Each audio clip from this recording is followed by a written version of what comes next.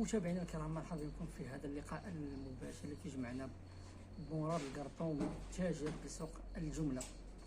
بعد موجة الغلاء الاسعار اللي عرفها السابله لنا مؤخرا، الاحتجاجات ديال المواطنين المغاربه، ارتئينا اننا نجيو نديروا لقاء مع مراد القرطومي اللي غيقربنا من الصور حول الغلاء اللي كتعيشوا بلادنا. سي مراد، مرحبا بك. مرحبا بموقع تمغربي 24، وبهذه المناسبة كنشكر طاقم الصحافة اللي هما صحافة كنعرفهم سنوات، شباب كيشتغلوا صراحة بمهنية. وهذه المناسبة تحية لجميع الصحافة الوطنية. مرحبا بكم بموقع تمغربي 24. تحدث لنا على اسباب الغلاء. سبب الغلاء، شفت واحد اولا، شفت عدد ديال الفيديوهات انا كباقي المواطنين في وسائل التواصل الاجتماعي. فعلا هناك اثمنه مرتفعه، ولكن الا بغينا نعرفوا الاسباب، شفت بعض الشباب مثلا كيقول لك بان التجار او الناس اللي برا كاين عده اسباب اللي خلات الخضار او الفواكه ترتفع. اولا انا نعطيكم مثال بحال البطاطا كتجي الزريعه من عده دول، مسكوت الزريعه، كنتكلم على الزريعه اللي معروفه عند الفلاحه والتجار ديال الخيشه، كتشرب واحد الثمن اللي هو ثمن ماشي شي ثمن كثير، ولكن كتوصل للفلاح كتوصل له ب 20 درهم. يعطونا دابا بارنا وعدد من الانواع ديال السلعه، ديال انواع الزريعه كتوصل للفلاحه باثمنه خياليه. علاش الحكومه ما دير شي قانون كما مديره وزاره الداخليه في اللي معنيه وزاره الداخليه وزاره الفلاحه في هذا القطاع؟ كما مثلا الدقيق، معروف بالدقيق او معروف بين قوسين الرويزه، كتدعمهم الدوله وكيوصلوا للفلاحه مباشره او المستفيدين منهم. دابا العكس، علاش؟ مثلا اللي درنا باش نقربوا المتتبعين الكرام ديال موقع تمغربي 24 او المتتبعين اللي غيكونوا جدد، الا عشنا العمليه من الاول، الا عشنا العمليه من الفلاحه، كاين اللي الارض ديالو كاين اللي كيكريها، خصو يشري زريعه البطاطا، خصو يشري واحد العدد ديال الادويه، المازوت، اليد العامله اللي خدامه بشكل يومي، حتى هو عنده مصاريف كثيره. انا الفلاحه بيني وبينها سنوات صراحه، درت عمليات شي 5 العمليات، ولكن راه في 2003 في 2004 في 2005 كانت بعدا الامور رخيصه شويه. دابا كلشي غلا الفلاحه من علاش الزريعه مثلا كتدخل المغرب ما كتمشيش للفلاح مباشره، كتبقى احيانا كدوز على 3 4 الاشخاص، واحيانا على 5 باش توصل للفلاح. الا تخدات ب2 دراهم من هذيك الدوله، اسكتلندا ولا فرنسا ولا ايرلندا ولا بلجيكا ولا فرنسا، وتوصل للفلاح ب20 درهم حشومه. دابا حاليا والله العظيم، الا واحد الصديق ديالي باغي يفلح بطاطا وقل شي شهر، دابا غدا وكترتفع وما كايناش حشومه، خاص توصل للفلاح. وهاد المواد ديال الفلاحيه اللي كيستهلكوا الفلاحه، ناهيك على بعض الجهات ماشي بالمغرب كلهم، جاتهم ارساليه من عند السيد وزير الداخليه، جات الساده العمال بانه يتمنع واحد المواد ديال السلع ما غتبقاش، ناهيك على المياه ديال الامطار ما كانتش، ناهيك على نقص الناس ما بقاتش كتفلح الكميه. علاش؟ لانه كاين ارتفاع ديال المواد، كلشي ولات القله ديال السلع في الارض، زائد التصدير، كذلك التصدير كاين، التصدير حتى هو كاين، حتى هو من الاسباب اللي خلات الارتفاع ديال الاثمنه ديال الخضار والفواكه. ماشي سبحان الله العظيم، ماشي انا جيت ندافع على المواطن البسيط المستهلك اللي ما قادش يشري، والله يحسن العوره. كاين اللي عنده 50 درهم في النهار ولا 60 درهم، كيفاش غيعيش بها؟ ولا 100 درهم؟ لا حول ولا قوه الا بالله. خاص الحلول العاجله صراحه من طرف الحكومه ومن طرف جميع الجهات. بهذه المناسبه كنوجه نداء للسيد رئيس الحكومه السيد عبد العزيز بخنوش والسيد الوزير الداخليه السي عبد الواحد الفتيت يكون واحد اللقاء مع الساده العمال والساده الولاة للاستماع الى المواطنين، المجتمع المدني، الى جميع من يهمه الامر باش تكون الحلول، لانه كاين الغلاء الله يحسن العون. بعض الناس كتاخذ واحد النظره على التاجر ديال سوق الجمله بانه هو اللي كيغني. انا غنحكي لكم القصه ديالي اللي وقعت اقسم بالله العلي العظيم في 2021. ديت فلوس كثيره ملايين، الا ذكرت لكم المبلغ غادي تصدموا. رديت غير لاستيكات، شرينا بطاطا بدرهم و60 والمصاريف ديالها كثيره. السوق هنايا وصل واحد الايام حتى لدرهم، درهم و10، درهم و20. وتعرضت لعمليات النصب والاحتيال اللي بلا ما ندخل في الموضوع ديالها متابعين لدى القضاء، جوج الناس بلا ما نذكر الاسم ديالها. ماشي لانه ولا تكلفه تخدم معاك 18 واحد ولا 20 واحد في الشاحنه. الا شريتي السلعه ودرتيها في الشاحنه، الناس اللي كيحفروا حوالي 18 20 الكراء ديال الخاوي ديال البلاستيك، مصاريف اللي هي كتكون عند هذاك اللي مقابل السلعه، عندك جوج عمال والمصاريف ديال العشر ومصاريف كثيره اخرى. اكبر ناس كيأديو الدوله في هذه المملكه الشريفه هما التجار ديال سوق الجمله ديال الخضار والفواكه بالضربي، كيأديو مبالغ كثيره. كاينه اسباب اللي خلات الخضار والفواكه ترتفع، راه خاص على ارض الواقع، خاص بهذه المناسبه انا كان واحد النداء للصحافه الوطنيه بالاجماع يخرجوا لعين المكان، من عين المكان يعني ينوض مع 3 الصباح او 2 الليل السلعه في الارض ملي كتهز من الارض وكيفاش كتوصل للتاجر للمواطن. بالعكس لولا من بعد فضل الله، لولا الفلاحه او التجار كيساهموا في الامن الغذائي ديال المغاربه، او في حال هذا سوق الجمله اللي كيساهم في الامن الغذائي ديال المغاربه او ديال البيضاويين، لانه التاجر راه كتفيق معاه بالليل، سواء اللي كيمشي يشري السلعه برا سواء اللي كيبيع هنايا. راه كاين ماشي دائما الربح وماشي دائما الخساره، ولكن كاين واحد الركود عند الناس. تسوق الجمله ما بقاتش في هذيك البيع والشراء. علاش؟ لان القدره الشرائيه ديال المواطن ما بقاش قاد يستحمل يشري، صراحه ما بقاش هذاك الركود. ما كانت واحد الوقيته كتدخل سلعه كثيره كلشي كيتباع، دابا راه كتدخل يعني كاين الشاحنه ولات كتبات ايام. مثلا في الايام العاديه كانت الا كان السوق فيه الكساد بين قوسين كتبات يومين او 3 ايام، دابا راه مده كاين الشاحنه اللي كتبات. علاش؟ القدره الشرائيه ديال المواطن ما بقاش عنده. سبب الارتفاع هو كما قلنا خاص الجهه المعنيه، كما قلنا يكون واحد الاجتماع عاجل من طرف جميع المسؤولين، تكون مراقبه من الزريعه كيفاش كتدخل توصل للفلاح، توصلوا بثمن معقول، ما تكونش فيها الزياده لان المواطن هو اللي كيأدي الثمن ديالها، هو اللي كيأدي الثمن، زائد المصاريف الكثيره اللي ارتفعت كالصاروخ. وبهذه المناسبه الزياده كاينه، ولكن كاينين واحد الناس ظالمين. الخيشه مثلا تزادت فيها 3 دراهم مثال، كيمشي يزيد هو درهم ولا درهم ونص في الحاجه او في الكيلو. والله لا عيب. هذه في المواد الغذائيه. انا واش بغيت واحد الحاجه كنشريها دائما ب 10 دراهم، مشيت لواحد البلاصه 14 درهم وهي ب 10 دراهم. خاص مراقبه، تكون مراقبه، تكون مخليونا حنا في هذه بالنسبه للمواد الغذائيه. اما في الخضر والفواكه خاص تكون مراقبه من جميع الجهات المسؤوله، كيفاش الزريعه توصل للفلاح مباشره، ما يكونوش الوسطاء.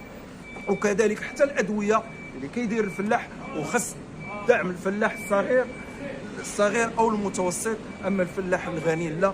كذلك بالنسبه المشكل ديال الغلاء عنده عده اسباب، فيه المازوت، فيه اليد العامله غلات، اي حاجه ارتفعت. يعني بغينا انا والله لهذا الموضوع هذا غنحاول نختصر فيه، لان لا جيت نشرح فيه بزاف. انا كندعي الصحافه الوطنيه توقف على العمليه ديال كيفاش كتشرى السلعه من الارض او كيفاش كتفلح، وكيفاش المصاريف ديالها ارتفعت بشكل صاروخي. وكما قلنا كاين الاحتكار في الزريعه اللي كتدخل من داخل ارض المملكه، ما كتوصلش للفلاح، كتباع توصل حتى 4 الناس 5 الناس. راه اللهم ان هذا منكر، راه اللهم ان هذا منكر، خاصها توصل للفلاح مباشره. لو وصلت ليه راه مثلا غتصل لي ب7 دراهم ولا 6 ولا 8، هي 20 درهم وما كايناش دابا. اي مثال عطيت انا، تقدر توصل لي باكثر من هاد السومه اللي قلتي لها الا دخلات الا دخلوا المسؤولين. حنا نتمناو يكون هذا الشيء يكون واحد الحلول، وهذا كمثال. الزياده ما يتحملوهاش الفلاح او التجار. اجيو شوفوا المصاريف كثرات، والله يحسن العون المواطن المقهور على الامر ديالو في هذه المناسبه اللي كل شيء مرتفع. وكما قلت خاص المراقبه على هذا الشيء ديال الناس اللي هما استغلوا الزيادات. هي الزيادات كاينه ما كاين فيها حتى شي واحد، وهما زادوا اكثر ضد المواطن. يعني ما قدهمش المواطن راه مسكين. لا حول ولا قوه الا بالله، وحسبنا الله ونعم الوكيل. وحسبوا لانه هذا الشيء بزاف، وخاص الحلول العاجله في هذا الامر. كما قلت النداء لجميع المسؤولين. بالنسبه للامن صراحه شهاده لله، سبقنا تكلمنا على امور، ولكن الحمد لله بهذه المناسبه كنشكر السيد الوالي السي الوردي اللي وكذلك السيد رئيس المنطقه اللي حطوا لنا واحد الضابط نزيه وشريف اسمه العثماني.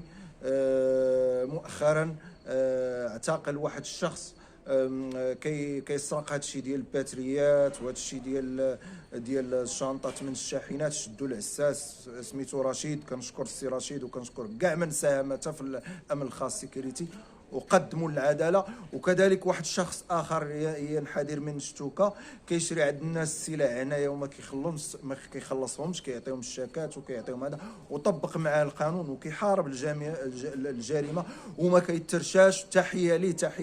وكذلك تحيه للسيد القائد عبد العالي، وتحيه لكل من ساهم في الموضوع ديال التوقيت، رغم كان بعض الشكاوى من طرف بعض التجار اللي مثلا في حال الجلبانه والفول اللي سمعت بانه حلوا معهم مشكل. تحل المشكل، قالوا لهم غتحلوا في الوقت لانه السلعه كتجي في الخيش خاصها تتنفس، وهذا حقهم مشروع ولبوا لهم هذا الطلب هذا. كذلك بالنسبه للناس وقيل هذا المشكل ديال الجماله اللي كانوا كيخرجوا، كانوا هذا الشيء دار واحد التوقيت باش نشرحوا المتتبعي تام غرابيط 24 وحتى المتتبعين اللي غيشوفوا اول فيديو ديالي على هذا الموقع اللي هو ديال شباب كما قلت محترمين واعرفهم معرفه جيدا. هذا التوقيت داروا توقيت، كان سنوات كنطالبوا بهذا التوقيت. الا رجعنا للارشيف ديال النداءات بعض الجمعيات او بعض النقابات. وبهذه المناسبه انا كندعي الاخوان يكون واحد كل شيء انضم وكل شيء يتحد وكل شيء يدير اليد في اليد، وذاك الخلاف ديال هذا من هنا ولا هذا في هذه الجمعيه ولا هذا في الخلاف يتحيد الخلاف ويد واحده. انا الا بغيتوا ديروا يد واحده انا معاكم.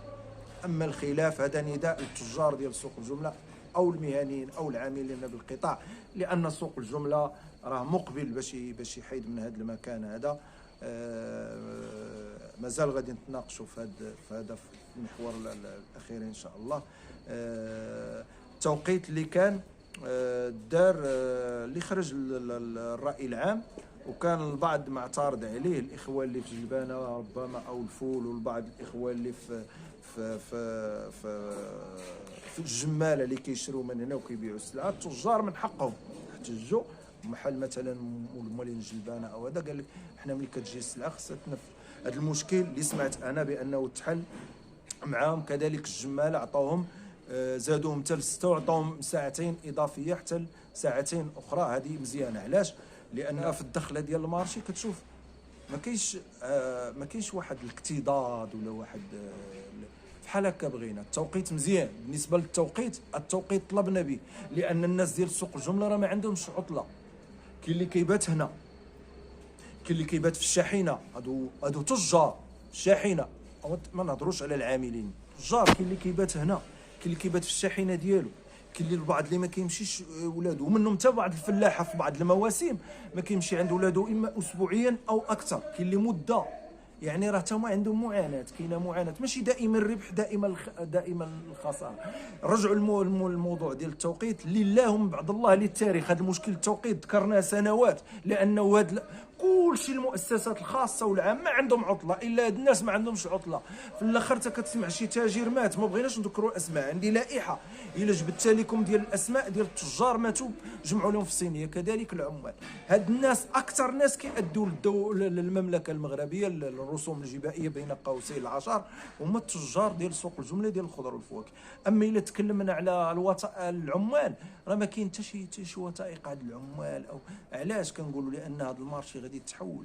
علاش بغا كندعوهم يتوحدوا على الاقل؟ انا والله العظيم ويشهد الله للتاريخ، غادي يتبقى في الموقع ديال من بعد الله للتاريخ حتى مغربي. هاز واحد الهم، واحد الطبقه اللي هي ديك الطبقه الكادحه. ملي يتحول المارشي جديد غيقدروا يقولوا لي عند الباب فين غادي نتايا.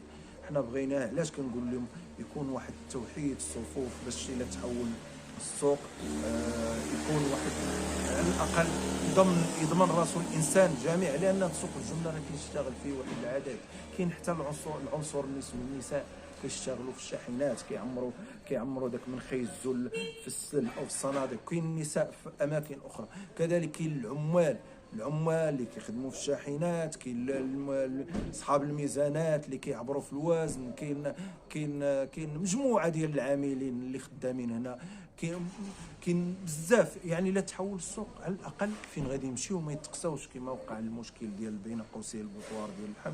الناس اللي كانوا عايشين في المارشي لا في السوق القديم، ملي طلع جديد عند الباب كيقول لي فين غادي نتايا. بالنسبه للمشكل ديال الغلاء غادي نختموا الموضوع. تكلمنا على المشكل ديال التوقيت، حنا فرحنا لهذا المشكل ديال التوقيت. علاش؟ لانه هذا الشيء طالبنا به، وانا من ضمن الاخوان اللي كنا نددنا بهذا الشيء. لان كاين التاجر او العامل ما يمشي حتى لاش الوقت وما يجي حتى الوقت. وكنقول لهم انا بهذه المناسبه رزق الله.